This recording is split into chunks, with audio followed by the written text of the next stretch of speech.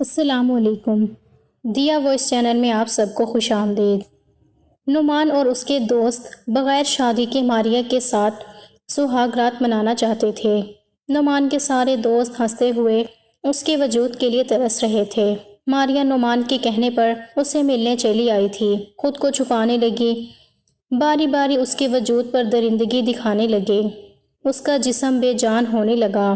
برہنہ حالت میں ٹھنڈے فرش پر پڑی آخری دفعہ پھر سے نعمان نے وجود کو نوچنا چاہا، مگر نعمان کے دوستوں کا ماریہ کے پیٹ میں میری زندگی کا سب سے برا دن تھا۔ میں محبت کے نام پر اپنے گھر کی دہلیز پار کر کے آئی تھی۔ اب میرے ساتھ کچھ اچھا ویسے بھی نہیں ہونے والا تھا، لیکن اتنا برا ہوگا اس کا اندازہ نہیں تھا۔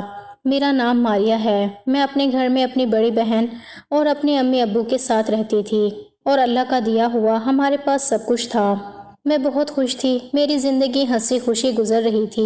میں سب سے چھوٹی تھی اور میری بڑی بہن سارے گھر کے کام کر لیا کرتی تھی، اس لیے وہ مجھے کبھی زیادہ کام نہیں کہتی تھی۔ میں دن بھر کھیلتی رہتی تھی، کبھی صحن میں، کبھی کمرے میں، کبھی امی کے ساتھ باورچی خانے میں، اور کبھی باجی کے پاس بیٹھ کر باتیں کرتی رہتی تھی۔ میری زندگی میں نہ کوئی دکھ تھا، نہ کوئی پریشانی۔ امی بھی میری ضدوں پر ہنستی تھیں، اور ابو ہمیشہ کہتے تھے کہ میری چھوٹی ماریہ تو میرے دل کا ٹکڑا ہے۔ میری ماں اکثر میری بہن سے کہتی تھی کہ تم اس کو بہت بگاڑ رہی ہو، اس طرح لڑکیاں نہیں سنبھلتی، تو وہ ہنستے ہوئے جواب دیتی تھی کہ یہ میری چھوٹی بہن نہیں، میری بیٹی جیسی ہے، میں اس کو کچھ نہیں کہہ سکتی۔ ایسا لگتا تھا کہ میری دو مائیں ہیں، ایک وہ جنہوں نے مجھے جنا اور ایک وہ جس نے مجھے اپنی گود میں پالا۔ باجی کے سائے میں بہت خوش رہتی تھی۔ وہ میری حفاظت کرتی تھی، میری چھوٹی چھوٹی خواہشیں پوری کرتی تھی۔ وہ مجھے کبھی کچھ کرنے نہیں دیتی، بس کبھی کبھار کہتی کہ ماریہ اوپر چھت سے کپڑے اتار لانا۔ ایک دن ایسا ہی ہوا۔ میں شام کے وقت چھت پر کپڑے اٹھانے گئی۔ ہوا میں ہلکی ٹھنڈک تھی اور سورج ڈھلنے کو تھا۔ جیسے ہی میں نے کپڑے اٹھانے شروع کیے، میری نظر سامنے والے گھر کی چھت پر گئی۔ وہاں ایک لڑکا کھڑا تھا۔ وہ سیدھا میری طرف دیکھ رہا تھا۔ پہلے تو میں حیران ہوئی کہ یہ کون ہے، لیکن پھر اگلے دن جب میں دوبارہ گئی تو وہ پھر وہیں تھا اور مجھے دیکھ رہا تھا۔ اس کے چہرے پر ایک عجیب سی مسکراہٹ تھی، جیسے وہ مجھے پہچان چکا ہو۔ مجھے لگا شاید یہ محض اتفاق ہے، مگر پھر تیسرے دن بھی وہ وہیں تھا، اور جیسے ہی میں چھت پر گئی وہ آ گیا اور نظریں مجھ پر جما لیں۔ اب مجھے سمجھ آ گیا کہ یہ محض اتفاق نہیں ہے، وہ جان بوجھ کر اسی وقت آتا ہے جب میں چھت پر جاتی ہوں۔ پہلے پہل تو میں نے توجہ نہیں دی، میں کپڑے اٹھا کر جلدی سے نیچے آ جاتی تھی، مگر دل کے اندر کہیں نہ کہیں تجسس جاگ اٹھا تھا۔ میں سوچتی کہ وہ کون ہے اور کیوں روز میری طرف دیکھتا ہے۔ پھر ایک دن میں نے اپنی نظریں اس کی طرف اٹھائیں تو وہ پہلے سے زیادہ ہنس رہا تھا اور اپنے ہاتھ سے اشارہ کیا جیسے کچھ کہنا چاہتا ہو کہ تم بہت خوبصورت ہو۔ میں شرما گئی، میرا دل تیزی سے دھڑکنے لگا اور میں لپک کر نیچے چلی آئی۔ میرے دل میں ایک انجانی ہلچل تھی۔ میں خود سے پوچھتی کہ یہ سب کیا ہے، کیوں میں اس کی طرف دیکھتی ہوں اور کیوں وہ مجھے اچھا لگنے لگا ہے۔ اگلے دن بھی میں گئی، مگر اس بار کچھ اور ہوا۔ جیسے ہی میں نے کپڑے اٹھانا شروع کیے، اچانک میری طرف ایک کاغذ آیا جو ایک چھوٹے سے پتھر کے ساتھ لپٹا ہوا تھا۔ کاغذ سیدھا میرے قدموں کے پاس آ گرا۔ میں چونک گئی۔ پہلے تو میں ڈر گئی کہ یہ کیا حرکت ہے، لیکن پھر تجسس کے مارے کاغذ اٹھا لیا۔ جیسے ہی کھولا، اندر ایک نمبر لکھا تھا اور نیچے نام نعمان لکھا تھا۔ میرے دل میں خوف بھی تھا اور عجیب سا سکون بھی کہ اب مجھے اس کا نام معلوم ہو گیا۔ میرے دماغ نے کہا کہ یہی وقت ہے، کاغذ پھاڑ کر پھینک دو، لیکن دل نے روک لیا اور میں نے وہ کاغذ اپنے دوپٹے میں چھپا لیا۔ رات کو جب سب سو گئے تو میں نے چپکے سے اپنا فون نکالا جو مجھے باجی نے میرے جنم دن پر دیا تھا، اور اس نمبر کو سیو کر لیا۔ حالانکہ میں جانتی تھی کہ امی ابو کو پتہ چل گیا تو بہت ناراض ہوں گے، لیکن میں رک نہ سکی۔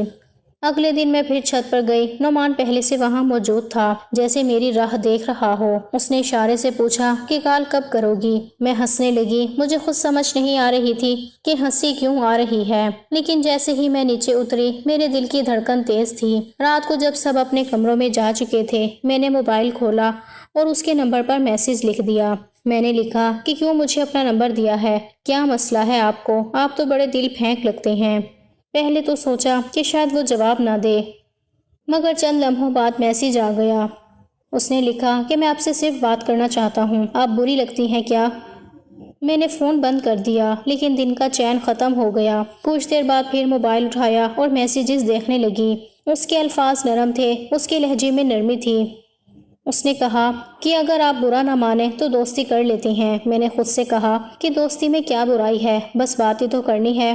اب روز ہم بات کرنے لگے۔ شروع میں چھوٹی چھوٹی باتیں ہوتی، جیسے آج کیا کھایا، کون سا رنگ پسند ہے، کون سا گانا اچھا لگتا ہے۔ آہستہ آہستہ ہماری باتوں کا دائرہ بڑھنے لگا۔ میں اس کی ہر بات کا انتظار کرنے لگی۔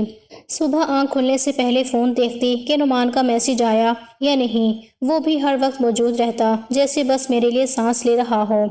ایک دن ایسا آیا کہ میرا بیلنس ختم ہو گیا۔ میں نے اس دن کوئی کال نہیں کی، مگر نعمان جیسے سمجھ گیا۔ تھوڑی دیر بعد میرے فون پر بیلنس آ گیا۔ میں حیران رہ گئی کہ اسے کیسے پتا چلا۔ پھر میں نے میسج کیا کہ آپ کو نہیں کرنا چاہیے تھا ایسا۔ میں آپ کے پیسے کیسے واپس کروں گی؟ میرے پاس تو زیادہ پیسے ہوتے بھی نہیں ہیں۔ تو وہ بولا، دوستی میں پیسے کہاں ہوتے ہیں، میں تو دوست ہوں آپ کا۔ اس کے جواب نے مجھے خاموش کر دیا۔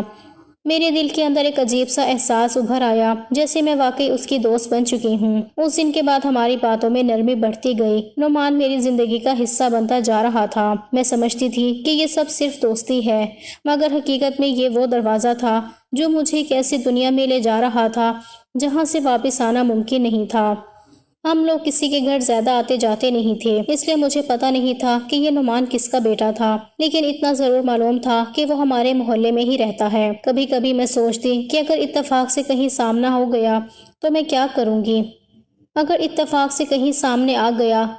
کروں گی، لیکن ایسا کبھی ہوا نہیں۔ بس وہی چھت والے لمحے تھے جن میں وہ دکھائی دیتا تھا۔ ایک دن میں دوپہر کے وقت باورچی خانے میں امی کی مدد کر رہی تھی کہ بابا گھر آئے اور کرسی پر بیٹھ گئے۔ ان کے چہرے پر ہلکی سی تھکن تھی۔ امی نے پوچھا کہ کیا ہوا، تو بابا نے ہنس کر کہا کہ آج ایک محلے کے لڑکے نے میری مدد کی، بہت اچھا لڑکا تھا۔ مسجد کے باہر سے میرا جوتا چوری ہو گیا تھا، لیکن وہ مجھے اپنا جوتا دے کر گھر تک چھوڑنے آیا۔ میں نے اسے کہا کہ جوتا واپس لے جاؤ، تو کہنے لگا کہ کوئی بات نہیں، میں نیا لے لوں گا، بہت اچھا لڑکا تھا۔ امی نے پوچھا کہ کون سا لڑکا تھا، تو بابا نے کہا کہ نام نعمان بتا رہا تھا۔ میں نے جیسے ہی یہ سنا، میرا دل زور سے دھڑکنے لگا۔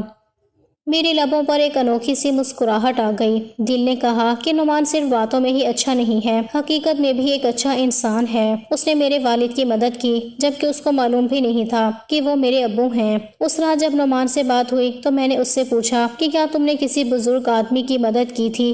تو وہ ہنس کر بولا کہ ہاں، ایسے کام تو میں کرتا رہتا ہوں، اچھا لگتا ہے جب کسی کی مدد کر پاتا ہوں، خاص طور پر بوڑھے لوگ ہوتے ہیں نا، تو اور بھی زیادہ ضرورت ہوتی ہے۔ میں نے دل سے کہا کہ میرے دل میں تمہارے لیے عزت بڑھ گئی ہے، تم بہت اچھے انسان ہو۔ اور وہ صرف ہنس کر بولا کہ تمہارے منہ سے یہ سننا میرے لیے سب سے بڑی بات ہے۔ ویسے تو میں اپنی بہن سے ہر بات شیئر کرتی تھی۔ صبح سے شام تک میری ہر چھوٹی بڑی بات باجی کے علم میں ہوتی تھی۔ میں اسکول کی باتیں بتاتی تھی، دوستوں کی باتیں بھی سناتی تھی، لیکن نعمان کے بارے میں نے کبھی ذکر نہیں کیا۔ حالانکہ ایسی کوئی غلط بات نہیں تھی، ہم صرف دوست تھے، لیکن پھر بھی نہیں بتایا کیونکہ باجی ذرا سخت مزاج تھی۔ وہ ہمیشہ کہتی تھی کہ لڑکا اور لڑکی کبھی دوست نہیں ہو سکتے۔ میں اکثر ان سے بحث کرتی کہ آخر کیوں نہیں ہو سکتے، مگر وہ اپنا موقف نہیں بدلتی تھی۔ ان کی باتیں سن کر کبھی کبھی دل میں خیال آتا کہ اگر وہ جان گئی کہ میں نعمان سے بات کرتی ہوں تو بہت ناراض ہوں گی، اس لیے میں خاموش رہی۔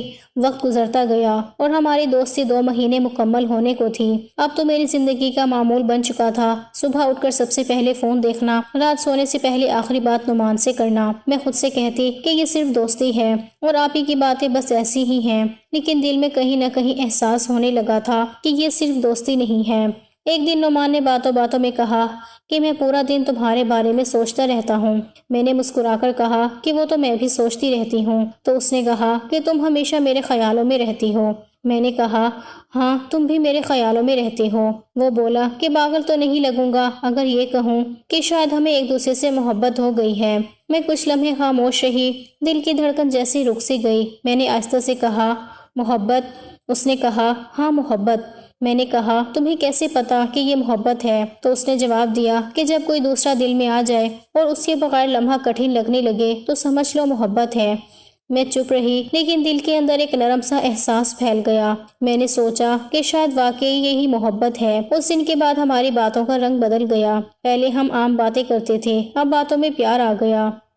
کبھی وہ کہتا کہ تم یاد آ رہی ہو، کبھی میں کہتی کہ تمہارے بغیر دل نہیں لگتا۔ ہم خوابوں کی باتیں کرتے تھے، ہم کہتے تھے کاش مل سکتے، کاش ہاتھ پکڑ سکتے، کاش گلے لگا سکتے۔ ہم اپنی دنیا میں کھو گئے تھے، جیسے باہر کا کوئی وجود باقی نہ ہو۔ کہتے ہیں کہ زہر بھی اتنی جلدی اثر نہیں کرتا جتنی جلدی محبت اثر کرتی ہے۔ ہمارے ساتھ بھی یہی ہو رہا تھا، ہم دونوں اس محبت کے اثر میں تھے اور ہمیں یہ احساس ہی نہیں تھا کہ یہ محبت آگ بن چکی ہے جو ایک دن ہمیں جلا کر راکھ کر دے گی۔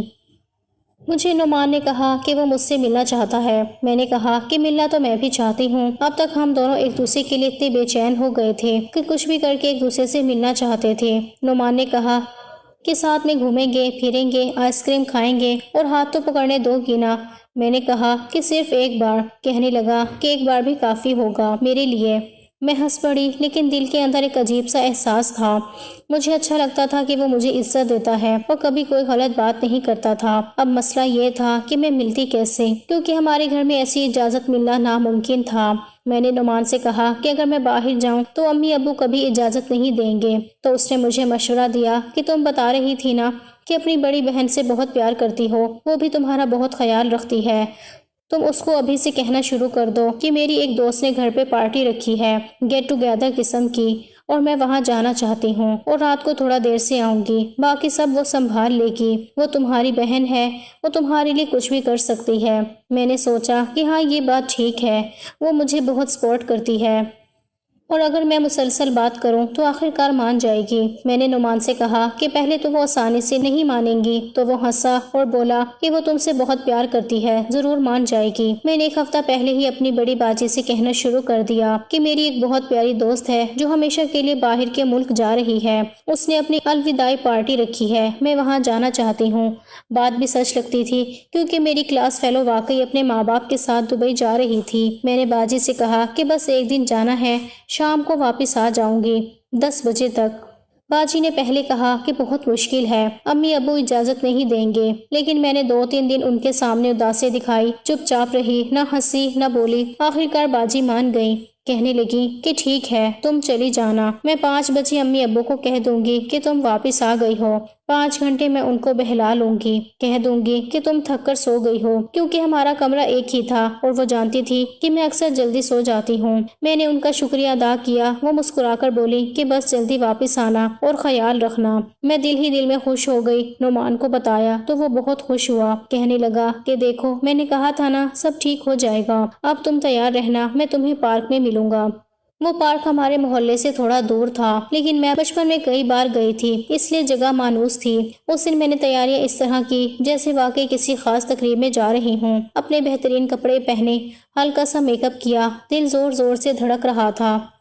نعمان نے کہا تھا کہ پارک میں جس جھولے پر کہو گی تمہیں بٹھاؤں گا، ہم ساتھ بیٹھیں گے جیسے جوڑے بیٹھتے ہیں، گول گپے کھائیں گے، آئس کریم کھائیں گے، تم موج مستی کرو گی اور میں بس تمہیں دیکھتا رہوں گا۔ میں نے باجی سے اجازت لی، امی ابو سے الوداع کہا اور دروازے سے نکلتے ہوئے دل کے اندر ایک عجیب سا جوش تھا جیسے کوئی خواب پورا ہونے والا ہو۔ میں راستے بھر نعمان کے میسج دیکھتی رہی، وہ بار بار پوچھ رہا تھا کہ کہاں پہنچی۔ میں نے جواب دیا کہ بس تھوڑی دور ہوں۔ پارک کے قریب پہنچتے ہی میں نے دیکھا وہ گیٹ کے پاس کھڑا میرا انتظار کر رہا تھا جیسے وہ صدیوں سے منتظر ہو۔ ہم دونوں پارک میں داخل ہوئے، ہوا میں ہلکی سی خوشبو تھی، شام کا وقت تھا، درختوں کی چھاؤں میں بینچیں پڑی تھیں اور بچوں کی ہنسی گونج رہی تھی۔ میں نے پہلی بار اسے اتنا قریب سے دیکھا، وہ بالکل ویسا نہیں تھا جیسا میں نے تصور کیا تھا، وہ اس سے بھی زیادہ پرسکون اور نرم چہرے والا انسان تھا۔ جیسے ہی میری نظر اس پر پڑی، اس نے آہستہ سے کہا تم تو بہت زیادہ خوبصورت ہو یار، میں نے تو ہمیشہ تمہیں دور سے دیکھا تھا۔ میں شرما گئی اور نظریں جھکا لی۔ ہم دونوں خوش تھے جیسے ہم نے دنیا کی سب سے بڑی کامیابی حاصل کر لی ہو۔ ہم جھولوں پر بیٹھے باتیں کرتے رہے، وہ کبھی میرے ہاتھ پکڑنے کی کوشش کرتا اور پھر ہنس دیتا، کہتا کہ ایک دن پورا پکڑوں گا، آج صرف باتیں ہی کافی ہیں۔ ہم نے آئس کریم کھائی، گول گپے کھائے اور میں ہر لمحہ بھول گئی کہ میں کہاں سے آئی ہوں اور کہاں واپس جانا ہے۔ اس شام پارک کے ہر درخت پر ہوا کے جھونکے نے ہماری خوشی میں شامل ہو کر ہمیں ایک ایسی دنیا میں پہنچا دیا تھا جہاں بس ہم دونوں تھے اور کوئی نہیں۔ ہم لوگوں نے تقریباً سارا پارک گھوم لیا تھا۔ ہم لوگ جلدی آ گئے تھے، زیادہ لوگ بھی نہیں تھے، اس لیے بہت مزہ آ رہا تھا۔ کوئی دیکھ بھی نہیں رہا تھا اور ہم دونوں کھل کر ہنس رہے تھے۔ نعمان میرے ساتھ بچوں کی طرح باتیں کر رہا تھا۔ وہ کہتا کہ تم مسکراتی ہو تو پورا منظر خوبصورت لگنے لگتا ہے۔ میں اسے چھیڑتی کہ تمہیں تو سبھی لڑکیاں اچھی لگتی ہوں گی، تو وہ فوراً کہتا کہ نہیں، تم جیسی کوئی نہیں۔ میں اندر سے خوش بھی تھی اور شرما بھی رہی تھی۔ اب شام ہونے لگی تھی، آسمان پر ہلکی سی سنہری روشنی پھیل گئی تھی۔ میں نے نعمان سے کہا کہ میں نے 10 بجے تک کا ٹائم لیا تھا باجی سے، لیکن ہم نے تو سارا پارک دیکھ لیا، کھا پی بھی لیا۔ اب بہتر ہے کہ ٹائم سے پہلے ہی چلیں تاکہ کوئی مسئلہ نہ ہو۔ نعمان نے میری بات سنی اور مسکرا کر بولا، رات کو ہی تو اصل مزہ آنے والا ہے۔ میں چونک گئی اور بولی کہ کون سا مزہ؟ تو اس نے جواب دیا کہ مووی نہیں دیکھو گی میرے ساتھ؟ میں نے حیرانی سے پوچھا، مووی؟ کہنے لگا، اور کیا؟ میں نے کہا کہ پتہ نہیں، وہ تو دیر سے ختم ہوگی۔ تو اس نے فوراً کہا کہ نہیں، میں نے شو بک کیا ہے 7 سے 10 بجے کا، بلکہ 10 سے پہلے ہی ختم ہو جائے گا۔ آج کل کون سی 3 گھنٹے کی فلمیں ہوتی ہیں؟ کہنے لگا، مووی دیکھنے گئی تو اصل مزہ آئے گا، رومانٹک مووی ہے، محبت کرنے والوں کی، بالکل ہمارے جیسے، مزے سے دیکھیں گے، ہاتھ پکڑ کے۔ میں نے لمحہ بھر سوچا اور پھر کہا، ٹھیک ہے۔ میرے دل میں خیال آیا کہ جب ایک دفعہ جھوٹ بول کر باہر آئی ہوں تو پورا وقت انجوائے کر لیتی ہوں، کیونکہ بار بار تو مجھے موقع نہیں ملے گا اور نہ ہی ہر بار باجی مانیں گے۔ میں نے اپنے دل کو مطمئن کیا کہ صرف مووی ہی تو دیکھنی ہے، اس میں برا کیا ہے۔ میں نے اپنی دوست کو فون کیا اور پوچھا کہ باجی کی کال آئی تھی، تو اس نے کہا کہ ہاں ایک دفعہ آئی تھی۔ میں نے کہا، کیا کہا؟ تو بولی کہ میں نے کہا کہ تم باتھ روم میں ہو، اگر دوبارہ کال آئے تو گھر چلی جانا۔ اس نے کہا، ٹھیک ہے۔ میں نے اپنا فون دیکھا تو واقعی باجی کی مس کال آئی تھی، مگر میں اتنی مصروف تھی کہ دھیان ہی نہیں گیا۔ میں نے سوچا کہ اب واپس کال کرنے کا کوئی فائدہ نہیں، کیونکہ میں جلدی گھر پہنچ ہی جاؤں گی۔ ہم لوگ جب رکشے میں بیٹھے تو نعمان نے ڈرائیور سے کہا کہ سینما ہال جانا ہے۔ میں نے کھڑکی سے باہر دیکھا، ہوا میں خنکی تھی اور دل میں ہلکی سی گھبراہٹ بھی تھی، مگر خود کو سمجھایا کہ سب ٹھیک ہے، نعمان کے ساتھ ہوں، کوئی مسئلہ نہیں ہوگا۔ رکشہ شہر کی گلیوں سے ہوتا ہوا ایک طرف رک گیا۔ میں نے گردن اٹھا کر دیکھا تو سامنے کسی بڑی عمارت کا بورڈ لگا تھا۔ میں نے حیرت سے پوچھا کہ یہ کون سی جگہ ہے؟ یہاں تو کوئی سینما نہیں دکھ رہا۔ نعمان نے کہا کہ تمہیں پتہ ہے وہ سینما بند ہو گیا ہے، اس لیے میں نے سوچا کہ یہاں بیٹھ کر مووی دیکھ لیتے ہیں۔ فون میں ہے نا مووی؟ میں نے کہا کہ نہیں، ایسے کرنے کی کیا ضرورت ہے، گھر چلتے ہیں۔ تو وہ مسکرا کر بولا کہ تم مجھ پر بھروسہ نہیں کرتی۔ میں نے کہا کہ بھروسہ ہے، لیکن عجیب سا لگ رہا ہے۔ اس نے نرمی سے کہا کہ ڈرنے کی ضرورت نہیں ہے، بس ایک چھوٹا سا کمرہ ہے، وہاں سکون سے بیٹھ کر مووی دیکھیں گے۔ اس نے میری آنکھوں پر ہاتھ رکھا اور کہا کہ کمرہ دیکھ کر حیران ہو جاؤ گی، کبھی کسی 5 اسٹار ہوٹل میں گئی ہو؟ میں نے ہنستے ہوئے کہا، نہیں۔ جب ہم دروازے کے قریب پہنچے تو میں کچھ سمجھ نہیں پا رہی تھی۔ میرا دل تیزی سے دھڑکنے لگا، جیسے اندر کچھ ٹھیک نہیں تھا۔ نعمان نے دروازہ کھولا اور آہستہ سے کہا، چلو اندر۔ میں نے اس کے ہاتھ پر سے اپنا ہاتھ ہٹایا اور جیسے ہی کمرے کے اندر قدم رکھا تو میں چند لمحوں کے لیے ساکت رہ گئی۔ میں حیران اس لیے نہیں ہوئی تھی کہ یہ 5 اسٹار ہوٹل کا کمرہ تھا اور میں نے پہلے کبھی دیکھا نہیں تھا۔ یہ 5 اسٹار ہوٹل نہیں تھا، بلکہ یہاں پر میں اس لیے حیران ہو گئی تھی کہ یہاں پر 5 نوجوان لڑکے ہوٹل کے اندر کھڑے ہوئے تھے، اس کمرے میں موجود تھے، اور ان کے چہروں پر عجیب سی معنی خیز قسم کی مسکراہٹ تھی۔ نعمان نے دروازہ بند کر دیا، جیسے بہت خوش ہو۔ ایک پل کو یہ خیال آیا کہ غلط کمرے میں تو نہیں آ گئے، لیکن ایسا ہوتا تو نعمان دروازہ بند کیوں کرتا؟ ان میں سے ایک لڑکے نے کہا کہ یار اتنی دیر کر دی، اتنا انتظار کروایا، لیکن ہاں، جس چیز کے لیے انتظار کروایا چیز ہے بڑی اچھی۔ اس نے مجھے سر سے لے کر پاؤں تک دیکھا تو میں گھبرا گئی۔ میرا دل ایسے بیٹھا تھا جیسے میرا دل میرے قدموں میں گر گیا ہو۔ مجھے سمجھ آ گیا تھا کہ یہاں کیا ہو رہا ہے۔ ابھی تک یہ سمجھ نہیں آیا تھا کہ نعمان مجھ سے جھوٹ بول رہا ہے، مجھے دھوکہ دے رہا ہے، مجھے استعمال کرنے کے لیے، اپنے دوستوں کی خوشی کے لیے یہاں لے کر آیا تھا۔ لیکن اب یہ ضرور سمجھ آ گیا تھا کہ میرے ساتھ کیا ہونے والا تھا۔ وہ سب میری طرف بڑھے، کسی نے بھی مجھ پر رحم نہیں کیا، کسی نے نہیں سوچا کہ میں کسی کی بہن ہوں، کسی کی بیٹی ہوں، کم عمر ہوں۔ بس ان کا جو دل کیا انہوں نے میرے ساتھ ویسا سلوک کیا تھا۔ مجھے ایسا لگتا تھا کہ میری زندگی ختم ہو جائے گی، لیکن ایسا بھی نہیں ہو رہا تھا۔ یہ ایک برا خواب تھا، ختم ہی نہیں ہو رہا تھا۔ رات گزر چکی تھی اور میں ابھی تک گھر نہیں پہنچی تھی۔ گھر میں جیسے قیامت برپا تھی، میری تلاش شروع ہو چکی تھی۔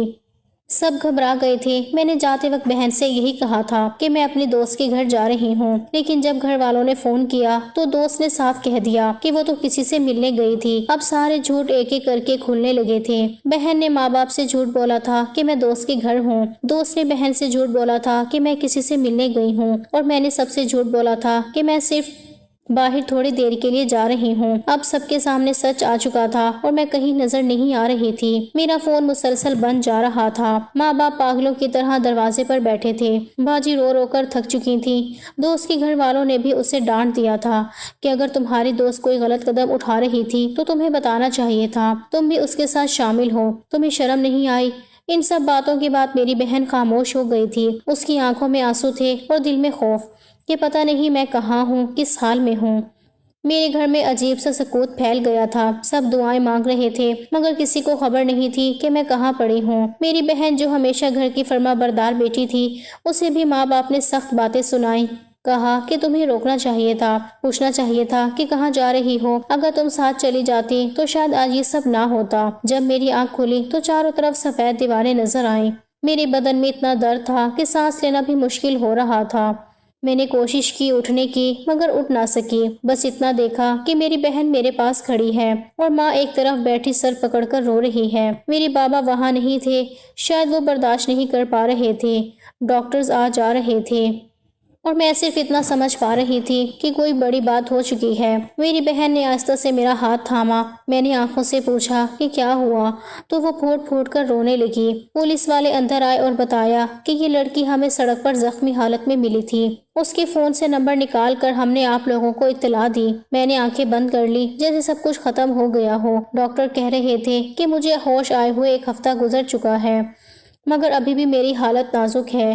ایک نرس نے آہستہ سے کہا کہ دعا کریں کہ وہ ٹھیک ہو جائے کیونکہ ڈاکٹرز کو خدشہ ہے کہ شاید یہ لڑکی اب کبھی چل نہ پائے۔ میرے لیے وہ جملہ کسی قیامت سے کم نہیں تھا۔ میں نے اپنی ٹانگیں ہلانے کی کوشش کی لیکن کچھ محسوس نہیں ہوا، جیسے جسم کا آدھا حصہ پتھر بن گیا ہو۔ میری بہن میری آنکھوں میں دیکھ کر بولی کہ کیوں گئی تھی وہاں؟ میں نے ہونٹ ہلانے کی کوشش کی لیکن آواز نہ نکلی۔ میرے دل میں صرف ایک ہی بات گونج رہی تھی کہ میں تو محبت کے لیے گئی تھی، ایک ایسے رشتے کے لیے جسے میں سچا سمجھتی تھی۔ مجھے کیا پتا تھا کہ میری محبت مجھے اس حال تک لے آئے گی کہ میں نہ جیتے جی سکوں گی، نہ مر کے سکون پا سکوں گی۔ میں خاموش لیٹی رہی اور ماں کی ہچکیاں سنائی دیتی رہیں۔ میں نے سوچا تھا محبت زندگی دے گی مگر وہ تو میری زندگی ہی لے گئی تھی۔ میرے ماں باپ کا کہنا تھا کہ کوئی پولیس کمپلین نہ کی جائے اور اس کیس کو یہیں پر ختم کر دیا جائے۔ وہ لوگ ڈر گئے تھے، ان کے چہروں سے خوف صاف ظاہر تھا۔ ان کا خیال تھا کہ اگر یہ بات باہر گئی تو لوگ کیا کہیں گے؟ لوگ انگلیاں اٹھائیں گے کہ بیٹی گھر سے نکلی تھی تو پھر یہ سب کیوں ہوا؟ میرے بابا کا دل جیسے پتھر ہو گیا تھا۔ وہ ایک لفظ بھی نہیں بولتے تھے اور میری ماں بس یہی کہتی رہتی تھی کہ سب کچھ بھلا دو، اب کچھ نہیں ہو سکتا۔ لیکن قسمت کو کچھ اور ہی منظور تھا کیونکہ میرے سائیڈ والے بیڈ پر ایک مریضہ داخل تھی جس کا شوہر وکیل تھا۔ وہ جب مجھ سے ملا تو اس نے کہا کہ آپ کا کیس بہت مضبوط ہے، آپ کو انصاف مل سکتا ہے۔ وہ بولا کہ اگرچہ آپ کے ساتھ جو ظلم ہوا وہ کبھی مٹ نہیں سکتا لیکن اگر آپ ہمت دکھائیں تو کم از کم ان درندوں کو سزا ضرور ملے گی تاکہ کل کوئی اور لڑکی ان کے ہاتھوں برباد نہ ہو۔ اس نے کہا کہ میں نے اپنی زندگی میں ایسے کئی کیس دیکھے ہیں جن میں ثبوت نہیں ہوتے لیکن پھر بھی لڑکیاں انصاف کے لیے لڑتی ہیں، اور آپ کے پاس تو سب کچھ ہے، میڈیکل رپورٹ موجود ہے، ڈاکٹر نے سب کچھ لکھ دیا ہے، آپ کے جسم پر زخموں کے نشان خود گواہی دے رہے ہیں کہ آپ کے ساتھ ظلم ہوا ہے۔ آپ کے پاس ان کے میسیجز ہیں، ان کے نام ہیں، پارک کے ٹکٹ ہیں، ہوٹل کا نام ہے، کمرے کا نمبر ہے، اور سب سے بڑھ کر آپ خود زندہ ہیں اور گواہی دے سکتی ہیں۔ اس نے کہا کہ میں آپ کا کیس مفت میں لڑوں گا، آپ کو کسی چیز کی فکر کرنے کی ضرورت نہیں ہے۔ میرے ماں باپ تو اب بھی خاموش تھے، ان کی نظریں جھکی ہوئی تھیں، لیکن میری بہن نے میرا ہاتھ پکڑا اور کہا کہ ہم یہ کیس ضرور لڑیں گے۔ وہ بولی کہ ہم انصاف کے لیے لڑیں گے، اگر آپ خاموش رہیں تو کل کسی اور کے ساتھ یہی سب ہوگا۔ اس کے الفاظ میرے لیے امید کی کرن بن گئے۔ میں نے بھی فیصلہ کر لیا کہ اب میں پیچھے نہیں ہٹوں گی۔ میں کمزور تھی، زخمی تھی، لیکن اندر سے ایک نئی طاقت پیدا ہو چکی تھی۔ میرے کیس کا آغاز ہوا۔ یہ لمبا اور مشکل سفر تھا۔ میں خود چل نہیں سکتی تھی، بس ویل چیئر پر بیٹھی رہتی تھی، لیکن میری بہن میرے ساتھ کھڑی تھی، ہر پیشی پر وہ میرا سہارا بنتی تھی۔ میں نے وکیل کو سب کچھ بتایا، پارک کے ٹکٹ جمع کروائے، میسیجز دکھائے، ہوٹل کا نام بتایا اور وہ سب چہرے یاد کیے۔ جنہوں نے میری زندگی تباہ کر دی تھی۔ میری گواہی سب کے لیے ایک صدمہ تھی۔ لوگ عدالت میں خاموشی سے سنتے تھے اور میں آنسو ضبط کرتی تھی۔ نعمان اور اس کے دوستوں کو گرفتار کر لیا گیا تھا۔ جب پولیس انہیں لائی تو میں نے ان کی طرف دیکھا۔ ایک لمحے کے لیے بھی ان کے چہروں پر شرمندگی نہیں تھی، جیسے وہ سب کچھ کھیل سمجھ کر چکے ہوں۔ اس وقت میرا دل چاہا کہ چیخوں، چلاؤں، لیکن میں خاموش رہی، کیونکہ اب عدالت میرا جواب تھی۔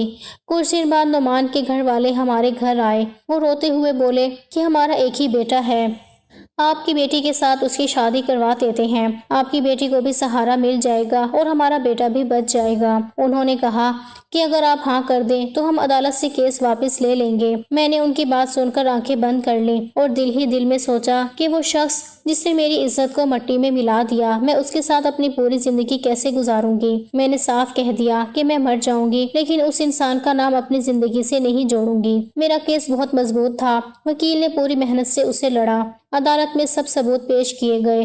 نعمان اور اس کے ایک دوست کو سزائے موت سنائی گئی، باقیوں کو قید کی سزا دی گئی۔ جب فیصلہ آیا تو عدالت میں سناٹا چھا گیا۔ میری بہن کے آنسو تھم نہیں رہے تھے اور میری ماں نے پہلی بار میرا ہاتھ پکڑ کر کہا کہ بیٹی، تو نے واقعی بہادری دکھائی ہے۔ اس دن کے بعد میرے دل میں ایک نیا حوصلہ آ گیا تھا۔ مجھے لگا کہ شاید اب میں پھر سے جی سکتی ہوں۔ میں اب بھی ویل چیئر پر تھی، لیکن میرے اندر ایک امید پیدا ہو گئی تھی۔ پھر ایک دن جب میں چیک اپ کے لیے ہسپتال گئی تو ڈاکٹر نے کہا کہ تمہارے پیروں میں ہلکی سی سنسناہٹ محسوس ہو رہی ہے۔ یہ بہت اچھی بات ہے۔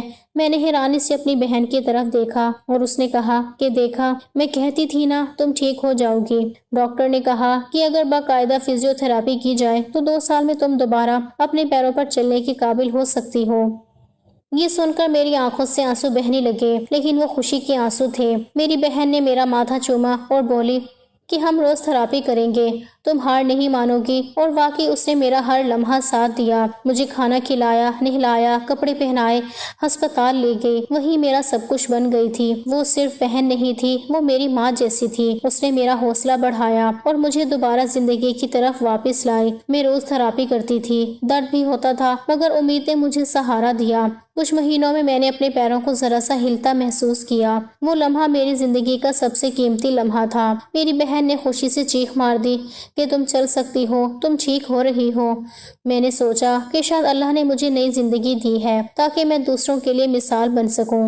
میں اب جان چکی تھی کہ محبت اندھی نہیں ہونی چاہیے۔ ہر شخص محبت کے قابل نہیں ہوتا اور ہر چہرہ ویسا نہیں ہوتا جیسا دکھائی دیتا ہے۔ میں یہ نہیں کہتی کہ سب مرد برے ہیں، مگر کسی پر اندھا اعتماد نہیں کرنا چاہیے، کیونکہ اعتبار اگر غلط جگہ کیا جائے تو وہ انسان کی پوری زندگی برباد کر دیتا ہے۔ میں اب بھی ویل چیئر پر بیٹھی یہ سب سوچتی ہوں کہ میری کہانی ان سب لڑکیوں کے لیے سبق ہے جو کسی کے میٹھے بولوں میں آ کر اپنی عزت داؤ پر لگا دیتی ہیں۔